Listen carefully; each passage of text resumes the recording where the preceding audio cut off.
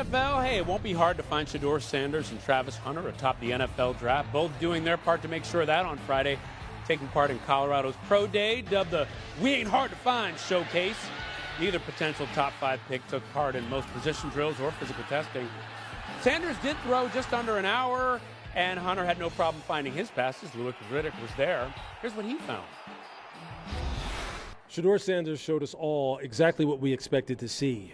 A young man who's tremendously poised, he's accurate, he has enough athletic ability to throw the football outside the pocket, and most importantly, by Travis Hunter, who didn't take part in the individual drills, but he did run all of the rapidity, deep speed, hand-eye coordination, and just overall athleticism, and it's no wonder why he won the Heisman Trophy.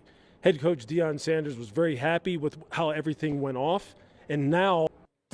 Well, I do know this. Multiple mock drafts have Travis Hunter and Shedeur Sanders going in that top 5 in the draft later this month. If that happens, they would become the first quarterback wide receiver duo from the same school to be drafted in the top 5 in the Common Draft era.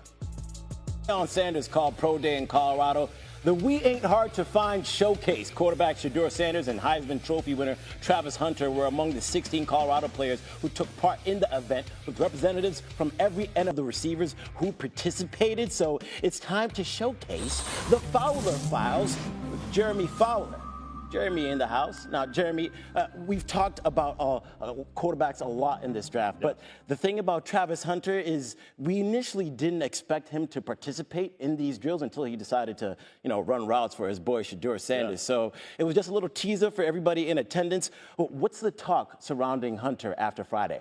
Scooby, the talk is that he's probably the best player in the draft. He absolutely should go somewhere in the top 3. He had the streets buzzing with just the way he was moving around, the athleticism he showed as a wide receiver. And then, talking to teams last night, they thought he was planting a seed that, hey, I want to be a wideout. He didn't do one backpedal yesterday as a cornerback, despite a lot of teams seeing him as a cornerback above a receiver. They're grappling with where to play him. Can he truly be a two-way type player? It might be a situation where he's a receiver and can be a third down cornerback for a team. I know I've talked to some teams that look at him that way. They're trying to figure that out, but they almost don't care because he's so talented and he's going to be such a star in the league. They just want to get him.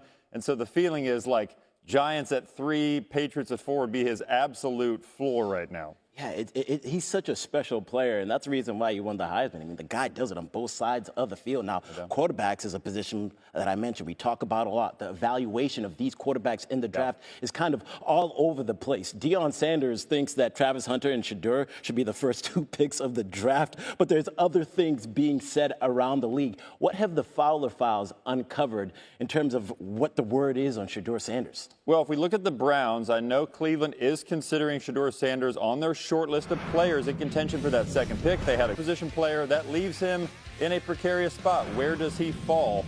Teams are trying to sort of figure that out, but he will certainly go in the first round, no doubt. And then Jackson Dart, he is a hot name right now. When you talk to teams, they bring him up unprompted. Where is Jackson Dart going to go? He met with Pittsburgh this week on a top 30 visit, went to visit the Steelers. They picked 21st, so that could be an option there. And then the Saints have done a lot of quarterback homework. They were watching Dart intently at his pro day the other day, so they could be a sleeper for him.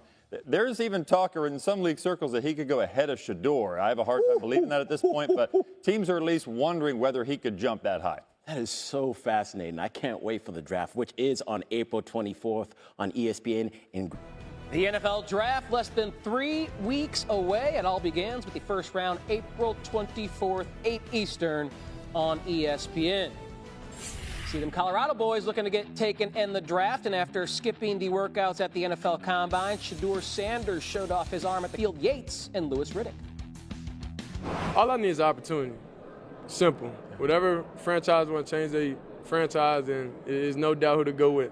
I've done it over and over and over, so you'll be a fool not to pick me. Let me ask you a question. What's the most important trait of a quarterback? I'd say decision-making and accuracy. Winning. Consistency. That works, too. Look at the last 4 years. Yeah. Yeah. That's how I know I'm the best quarterback in the draft. The So, consistency of your decision-making and accuracy. So it makes sense. It checks all boxes. Yeah, I got At least the one guy. But, I'm a Sanders. They can't put me. Another shocker. Sanders firmly believes in his ability. NFL draft analyst Matt Miller with us this morning to break it down. Matt, there's a scenario where Shedeur falls out of the top 3, despite all 3 of those teams in desperate need of a quarterback. If indeed he does slide, how far could he go? Yeah, this is the, I think, story to watch on Thursday night when we get to Green Bay is if he slides, who stops it? We could see a team like the New Orleans Saints. They have the number 9 overall pick, a new head Rodgers. It's what happened to Jordan Love. It is how these guys end up in the 20s. Now, would the Pittsburgh Steelers, who are at 21 and they currently do not have a quarterback, could the Pittsburgh Steelers see Sanders start to slide and go up to get him? That's something that I hope happens. It's definitely a storyline that we should be watching as Pittsburgh waits for Aaron Rodgers and as we game out these scenarios that if Shedeur makes it past the New York Giants at number 3, what team is going to move up to select him? Yeah, and what interests me, Matt, is that his draft position prop at ESPN Bet is 8.5, meaning under if he's selected 1 through 8, over if he's picked 9 or later. Also out right now on .com, you have your first-round graded players. Now, it doesn't mean the players you think are going to be taken in the first round. It's just the ones you have scouted with a first-round grade, and I don't see a quarterback on that list of players with a first-round grade. So compare this year's class, highlighted by Ward and Sanders, to the class we just saw come into the league last year. Yeah, Tyler, short story. We were blessed last year with quarterbacks. We saw 6 of those guys come off in the first round, and these 4 that you see on your screen were elite quarterback prospects. Obviously, Caleb Williams, Jaden Daniels, Drake May were seen as elite-level blue-chip quarterbacks, and then J.J. McCarthy, who I also had a first-round grade on. I'm a Cam Ward fan. He's my top quarterback in this draft, but he falls just below that line for me of getting a true first-round grade. And that really means, would you have been a first-round pick in the last 5 drafts? I don't believe that Cam Ward would have been based on his ranking. Now, a major controversy has just emerged about the Minnesota Vikings offseason, and I'm going to tell you everything that's happening. Several anonymous NFL executives have shared strong opinions about the team's moves, primarily questioning the signing of veteran and injury-prone players. But that's not all. There are also issues involving the team's leadership and the contract situation of general manager Kwesi Adofo-Mensah. Stay tuned, as we'll break down all the details of this story.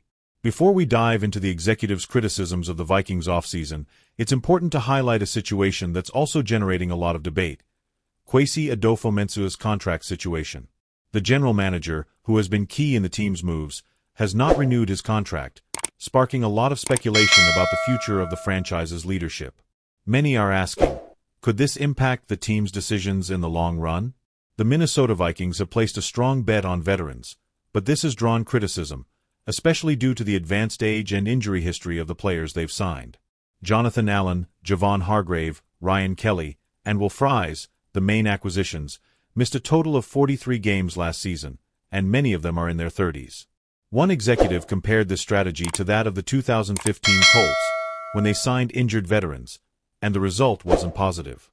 Despite this, the Vikings believe their medical team can minimize the risks, but this approach still raises several questions. Now, I want to hear from you. What do you think about the Vikings' moves? Is it worth investing in veteran players with injury histories, or should the team have focused more on promising young players? Leave your opinion in the comments. Your insight is very important for the discussion.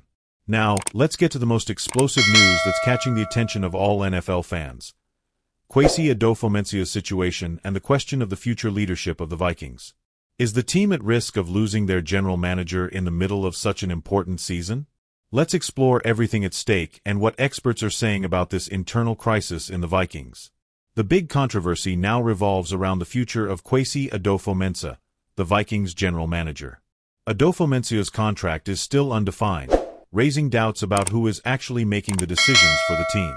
Some NFL executives are questioning the team's leadership, speculating that if Adofo-Mensah doesn't renew, Ryan Grigson, the current vice president of personnel, could be promoted.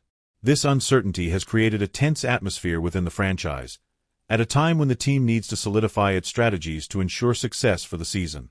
The consequences of this situation could be deep. If Kwesi Adofo-Mensah doesn't renew his contract, the continuity of the Vikings' strategic decisions could be affected, creating an unstable environment. Additionally, the speculation about promoting Ryan Grigson could negatively impact the team's morale, as he has a controversial history, especially during his time with the Colts. With the team still striving for solid playoff performance, any change in leadership could further harm the franchise's long-term plans. So, What do you think about this situation with the Vikings? Do you think the uncertainty about Kwesi Adofo-Mensah's future will impact the team's performance? Or do you think the team has the potential to overcome this instability? Leave your thoughts in the comments. I want to know what you think about this potential internal crisis. Stay tuned for more updates on the Vikings situation and other important NFL moves. We'll continue to follow how this will affect the team and the future of the franchise. See you in the next video.